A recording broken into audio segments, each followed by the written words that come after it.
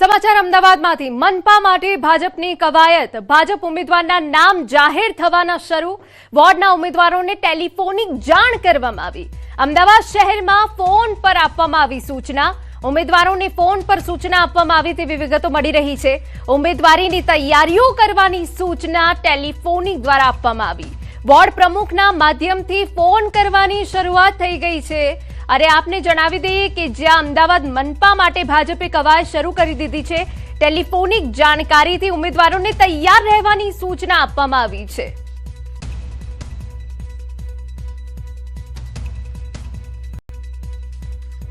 તો સમગ્ર વિગતે વાત કરવા માટે અમારા સંવાદદાતા સંજય ટાંક જોડાઈ ગયા છે સંજય એક તરફ અમદાવાદ ઉપર સૌ કોઈની મીટ મંડાયેલી છે બીજી તરફ ઉમેદવારોને ટેલિફોનિક જાણકારી સૂચના આપી દેવામાં આવી છે શું અપડેટ છે આપની પાસે ઉમેદવારોના નામની જાહેરાત ક્યાં સુધી થઈ શકે છે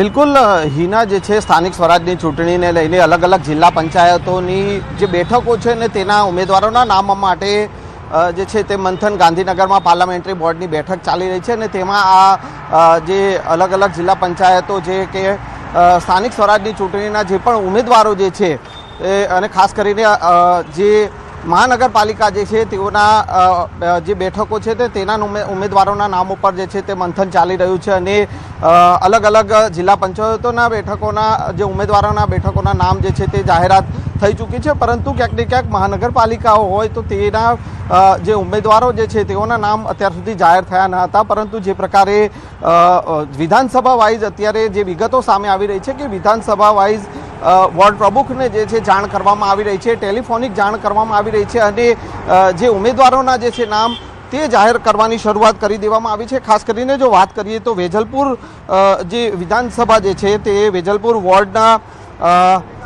જે છે ભાજપના 4 ઉમેદવારો દેવાંગ મહેતા પારુલ દવે રાજેશ ઠાકોર અને જુલી ચૌહાણના નામની જાહેરાત કરવામાં આવી છે અને તેવી રીતે સરખેડ વોર્ડના જે 4 ભાજપના જે ઉમેદવારો જે છે રાજુ શુક્લ દિવેશ ત્રિપાઠી હેમા શાહ જેઠી ભરવાડ જે છે તેના નામની જાહેરાત કરવામાં આવી છે અને જોધપુર વોર્ડના ઉમેદવારોના નામ જે છે તે પણ ટેલિફોનિક જે છે એ ઉમેદવારોને સૂચના આપવામાં આવી રહી છે બોડકદેવ વોર્ડના જે છે 4 નામો જે છે તેઓને પણ જે પણ ઉમેદવાર જે છે તેઓને ફોન દ્વારા જે છે સૂચના આપી દેવામાં આવી છે અને ઉમેદવારી માટે તેઓ તૈયાર રહે તે પ્રકારની સૂચના જે છે તે વોર્ડ પ્રમુખને ફોન કરવામાં આવી રહ્યા છે અને વોર્ડ પ્રમુખને ના માધ્યમથી આ 4 જે ઉમેદવારો જે છે તે ઉમેદવારોના નામની જાહેરાત કરવામાં આવી રહી છે ટેલિફોનિક આ માહિતી આપવામાં આવી રહી છે અને 1 બાય 1 જે વિધાનસભાઓ જે છે તે અમદાવાદની અલગ અલગ વિધાનસભાઓના નામોની જે છે તે જાહેરાત કરવામાં આવશે અને અત્યારે જે પ્રકારની જે વિગતો સામે આવી રહી છે કે ટેલિફોનિક સૂચના આપી અને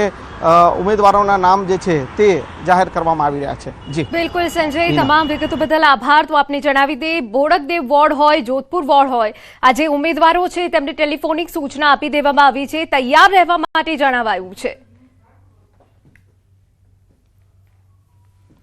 સમાચાર ગાંધીનગરમાંથી કલોલ નગરપાલિકા માટે 43 ઉમેદવારોના નામની જાહેરાત વોર્ડ નંબર 1ના તમામ ઉમેદવારો બદલાયા પૂર્વ પ્રમુખ સહિત 3 ટર્મ જીતેલા ઉમેદવારો બદલાયા વોર્ડ નંબર 3 અને 5 માંથી એક ઉમેદવાર રિપીટ વોર્ડ નંબર 4 માં 3 ઉમેદવારોને રિપીટ કરાયા વોર્ડ નંબર 7, 8 અને 9 માં તમામ ઉમેદવારો ભાજપે બદલ્યા વોર્ડ નંબર 10 માં 3 ઉમેદવાર કરાયા છે જાહેર એક ઉમેદવારનું નામ બાકી છે વોર્ડ નંબર 11 માંથી એક ઉમેદવાર રિપીટ જ્યારે 3 બદલાયા અનામત રોટેશન બેઠક મુજબ ઉમેદવારોના વોર્ડ બદલાયા ઉમેદવાર પસંદગીના ક્રાઇટેરિયા મુજબ ઘણા દિગ્ગજોના પત્તા કપાયા 44 પૈકી 43 ઉમેદવારોના નામ જાહેર કર્યા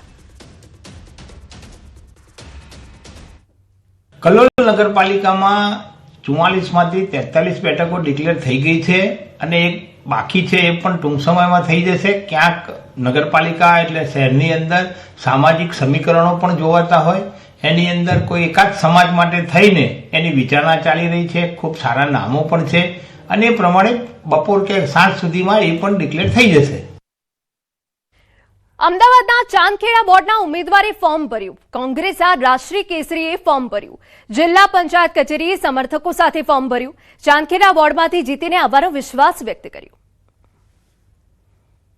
ચૂંટણીનો ધમધમાટ શરૂ થઈ ગયો છે અને ઉમેદવારો છે તે હવે ઉમેદવારી નોંધાવવા માટે આવી રહ્યા છે. આવતીકાલે છેલ્લો દિવસ છે ત્યારે કોંગ્રેસના જે ચાંદખેડાના ઉમેદવાર છે રાજશ્રીબેન અત્યારે ઉમેદવારી ફોર્મ ભરવા આવ્યા છો, સિટિંગ કોર્પોરેટર રહી છો અને હવે ફરી એક વખત જ્યારે ટિકિટ આપી છે ત્યારે કેટલી આશા અપેક્ષાઓ છે?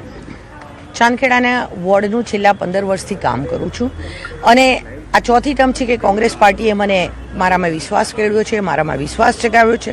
એટલે હું ચોક્કસ ચાંદખેડાની જનતાની જે લાગણી છે એ લાગણીને વિશ્વાસના કારણે ફરીથી જીતીને આવીશ એવો મને પૂરેપૂરો વિશ્વાસ છે. બેન, સિટિંગ જ્યારે કોર્પોરેટર છો અને હવે ફરી એક વખત ટિકિટ આપી દીધી છે ત્યારે લોકોની પણ અપેક્ષાઓ હોય છે કે તમે વિપક્ષમાં હતા, કયા કયા મુદ્દાઓ ઉઠાવ્યા હતા અને હજુ પણ ત્યાં કામ કરવાનું બાકી છે કે જેના ઉપર તમે ખરા ઉતરશો? ચાંદખેડા વિસ્તારના લોકોના પ્રશ્નો જે છે, રોડ રસ્તા ગટર અને પાણીના પ્રશ્નો માટે પણ ઉભા કરતી હોઉં છું. અમદાવાદમાં જે ટેક્સ માટેનો પ્રશ્ન છે, ટેક્સ માટેનો પ્રશ્ન મેં ઉઠાવેલો છે. આવા ઘણા બધા પ્રશ્નો હું સદનમાં ઉઠાવતી હોઉં છું અને ઉઠાવતી રહીશ. બેન, આખી પેનલમાંથી તમારું નામ એક જ ડિક્લેર થયું છે, હજી પેનલનું નામ ડિક્લેર થવાનું બાકી છે. આખી પેનલ જીતે માટેની આપની રણનીતિ શું છે? હું ચોક્કસથી એવું કહીશ કે પેનલ જીતશે.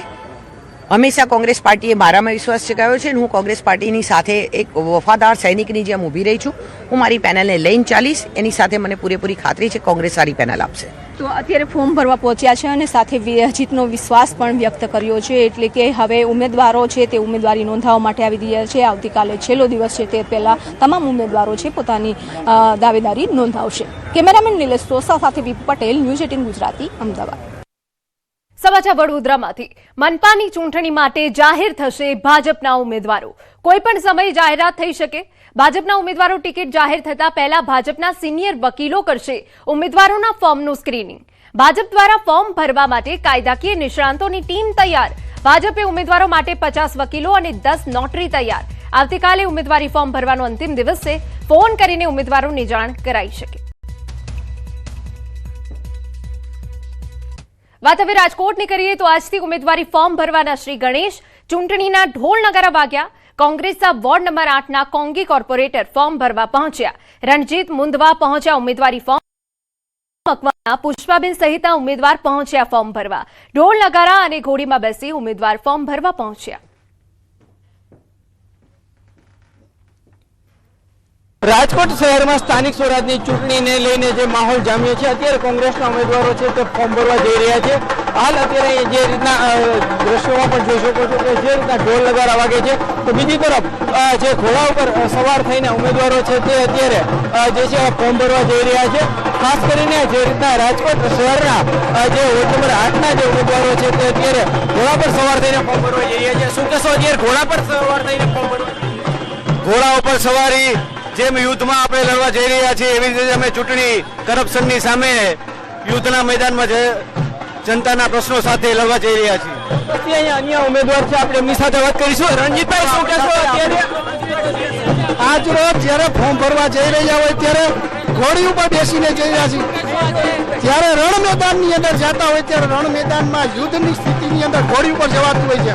આ પણ એક યુદ્ધનું મેદાન છે. ચૂંટણી લડવી એ યુદ્ધના મેદાનની અંદર ઘોડી ઉપર જઈ લોકોની વાચા આપવા માટે, લોકોના પ્રશ્ને આજે યુદ્ધ જઈ રહ્યા છે. ત્યાં કોર્પોરેશનની ચૂંટણીમાં ચૂંટણી લડવી એ પણ એક યુદ્ધનું મેદાન જ છે. એટલા માટે ઘોડી ઉપર જઈ રહ્યા છીએ. લોકોના જે પ્રશ્નો હશે, ભારતીય જનતા પાર્ટીનું સૂત્ર હતું ભય, ભૂખ ને ભ્રષ્ટાચાર હટાવો, પણ ભય ફેલાવ્યો, ભૂખ ઉપર લઈ આવ્યા અને લોકોને ભ્રષ્ટાચાર કરીને રોડ ઉપર પણ લઈ આવ્યા. આ લોકો વચ્ચે અમે જઈને એની વાત કરશું કે આ ભારતીય જનતા પાર્ટીએ તમારા માટે માત્ર ને માત્ર આવા કાર્યો કર્યા છે. આવનારા દિવસોની અંદર જો તમારે સુખ શાંતિ, રોડ રસ્તા અને સારી સુવિધાઓ જોતી હોય તો અમે કોંગ્રેસ પ્રત્યે તમારા કામ કરશું. હાર્દિક જોશી, ન્યૂઝ 18 ગુજરાતી, રાજકોટ. સુરતમાં કોંગ્રેસના ઉમેદવારોને લઈ ગુંજ